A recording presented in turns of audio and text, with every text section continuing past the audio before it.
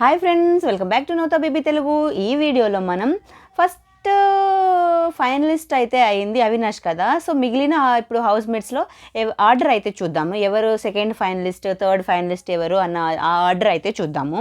So first finalist ఎవరు? అవినాష్ అయితే first finalist.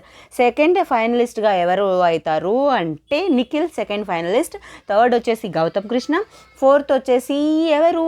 ప్రేరణ అయితే ఫోర్త్ అవుతారనమాట. ప్రోమోలో చూసిన విధంగా అయితే విష్ణుప్రియ అండ్ నబిల్ లాస్ట్కి మిగులుతారు.